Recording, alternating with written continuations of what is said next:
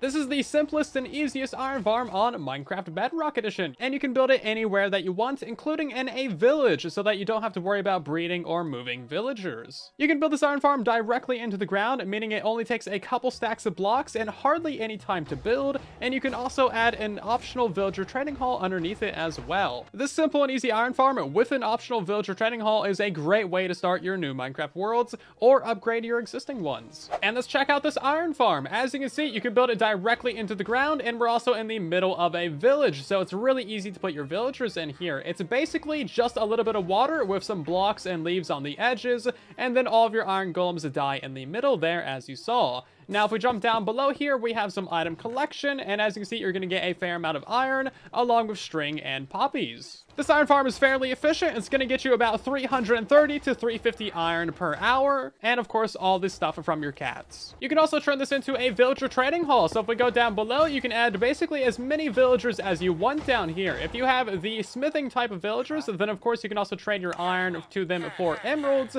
and this is actually a pretty great source of emeralds and early game experience. So my trading hall is really ugly, but of course you can make this pretty, or you can keep it pretty ugly. And of course, you don't need to build this anywhere near a village. You can have it anywhere in the world that you want, including over an ocean, or you can even build it floating up in the air as long as you build a floor for it. So as you can see, there's several ways to customize this build, and there's also several ways to increase efficiency. You need at least 10 villagers just to get the iron farm going, but if you give it 20 villagers, then that's actually going to increase the rates a little bit. So I'd highly recommend that you give it 20 villagers. That way you get the better rates, but you might need to set up a villager breeder for this. One more thing, you might be familiar with previous Bedrock Edition iron farms where there's 2 spawning layers. However, those aren't necessary anymore because iron golems can only spawn on 1 floor, and that's why all the modern Bedrock Edition iron farms only have a single spawning platform. This reduces the number of spawning spots, so our rates are slightly lower. Honestly, it's still pretty good. I mean, look at it. This thing's just going. If you're familiar with other iron farms, then you might notice that our beds are stacked up in the middle and they look all weird, but this is so that you don't need to spawn proof the area. So the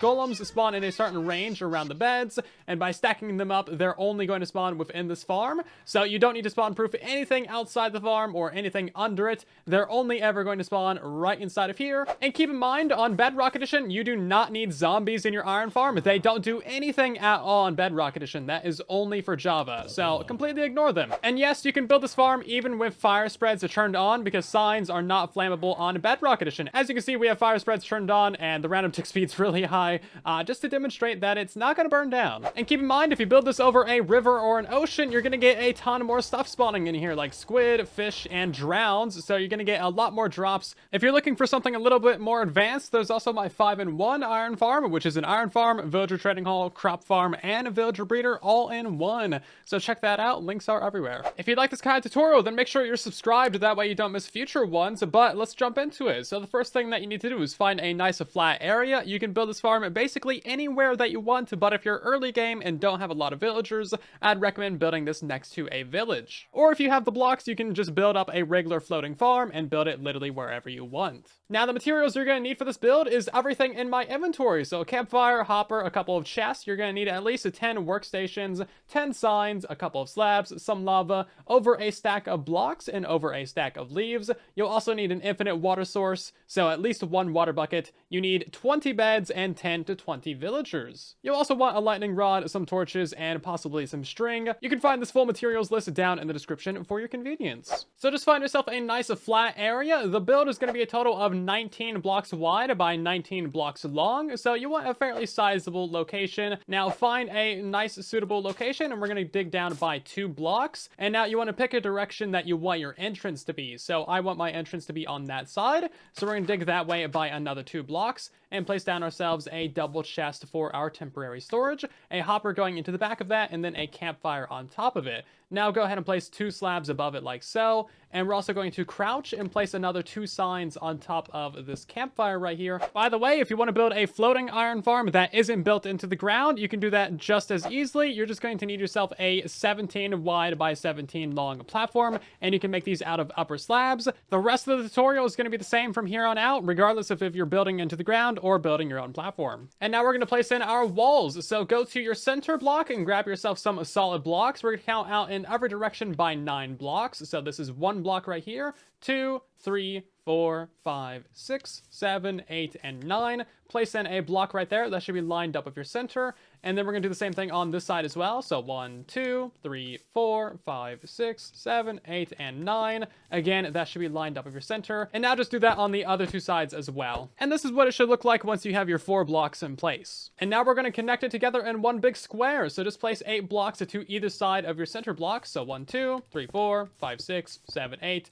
And of course do that on all sides. And you should have one giant square going around. As you can see, it's basically just a giant square. And now we need to place leaves on top of all of these blocks to prevent iron golems from spawning on them. So as you can see, it's just a layer of leaves. And now once you have all that in place, we're going to place in a temporary block in each corner of the build. Before we install the beds, if you're building this near or inside a village, you should go around the village and remove all the beds and workstations. That way it doesn't mess up with your villager linking. Make sure you remove all of them, so check all the houses and check all the farmland. If you miss one of them, then that can cause you some linking issues later on, or you might have golems spawning where they shouldn't. You should also remove the bell. You should probably also round up the villagers at this point and maybe throw them in a hole or something, or just lock them inside their houses. Now to install the beds inside the farm, we need to build a temporary structure above our central signs. So place in a solid block there, and now we're going to build out a couple blocks to the left of it and to the right of it so that it is 5 blocks wide. Now place in an additional 6 blocks on the front side of it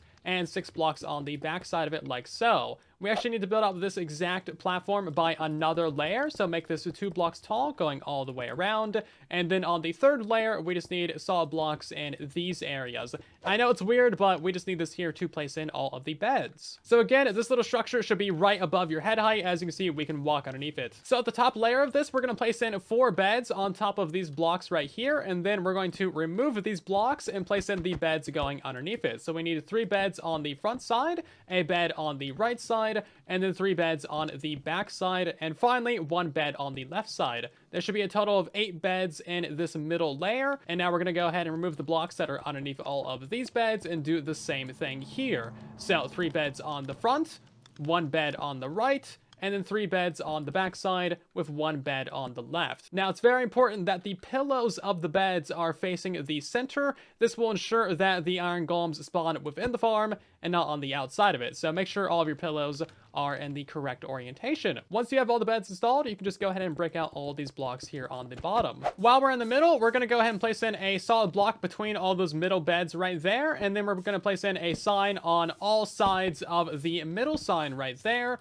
and then you're going to have to go up by a block, crouch, and place in signs directly on top of these ones on the edges here, so they're standing up just like so. This is simply to contain our lava source, and we'll install that at the final bit of the farm. Now to install the water of the farm, pick a corner, and you're going to need yourself a couple of water buckets. We're going to place in a water bucket here, and that's going to be an infinite water source in the middle. Make sure you do not place water sources right here next to your solid block in the corner, otherwise this entire thing will flood. So here and here should not have any water sources.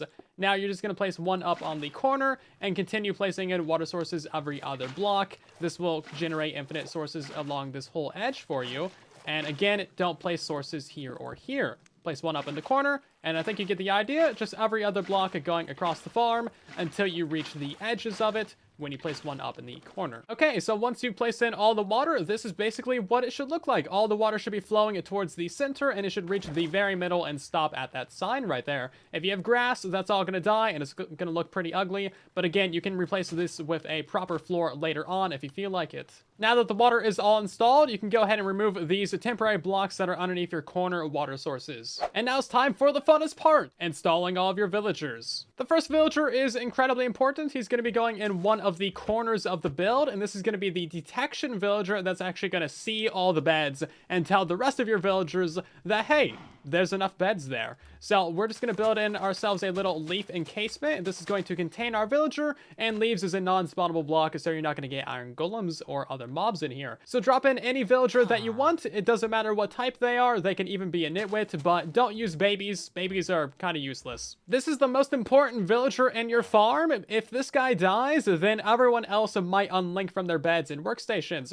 So never move this guy. Keep him in there and keep him safe. If you're not building next to or inside of a village and you need some more villagers, then check out my tutorial for a super simple villager breeder that'll give you all the villagers that you need for this build, and you can just use the beds of your iron farm as the beds of your villager breeder. Either way, you're going to need at least 10 adult villagers that are not nitwits for this farm to work, but ideally you want 20 adults, that way you get the best rates. Once you have your main villager installed, the rest of your villagers can actually go wherever you want. So you could install a villager trading hall along the sides of your farm, or you could put them underneath your farm. But if you don't want a villager trading hall, just go to one of the corners of your build and chuck like 10 villagers in this little hole right here. Again, don't use nitwits and don't use babies. So there's currently 10 villagers in this hole, and we're just going to go ahead and cover that up with a leaf block. If you're planning on installing 20 villagers without a villager trading hall, then go ahead and put 9 villagers in another hole. I'd put them in like this corner right here. Again, we need a total of 20 to get the best rates. So 9 in this hole, 10 in that one, and then your additional 1 villager right there. So now we need to link up our villagers to their workstations. This is always a bit random, but the easiest way to do it is just to place down a workstation, wait for that to get particles, and then look for the villager that gets green particles. So one of them over there got it. So we're gonna move this workstation over here, and as long as there's a block above them, they won't be able to get out. So just place that right there. That should link to that guy. And now you just need to keep on doing this until every villager has a workstation. So one of the villagers in this hole got it. So we're just going to place in a workstation right there. Wait for him to link to that. Might take a second. And now we can go ahead and do the next one. You can use any workstation that you want, but I would recommend something like a fletching table because they're really cheap and they're also a full block. So the villagers aren't going to glitch into them. Now, since we have up to 10 villagers in this hole, that means that you need 2 workstations to either side of them for a total of 8. And then the other 2 can just go in either of the corners. It doesn't really matter. They'll be able to reach them through the corners there. Once you start linking up your villagers to workstations, you're going to start getting some iron golems. So go into the middle and place in your lava source underneath that solid block and then remove that block. And there we go. We've gotten our first iron golem in the farm. You also need to dig a tunnel going down to your little collection area. So just break out some blocks and dig down a little staircase. And then you're going to dig straight towards your chest until you reach it. And this is all you need to access it. As you can see, you're going to get some iron pouring in here from all of your iron golems. Couple last minute notes, you should definitely put down a lightning rod in the area to avoid lightning catching your leaves on fire or from striking your villagers and turning them into witches. You should of course also light up this area, that way no hostile mobs can see your golems and try to fight them. And on the corners here, zombies might be able to hit your villagers like through there, so just go ahead and put down a bunch of leaves on those corners to prevent that from happening. Same thing with your villager that's up in these corners, you should protect it from all sides, so just continue boxing that guy in. And honestly, you should probably just put like a little fence around this area just to keep mobs away from it in general. If you're playing in a cold biome, then you might be having issues with your water freezing. Now, the easiest way to solve that is just to put a piece of string into each one of your water sources. That'll stop them from freezing.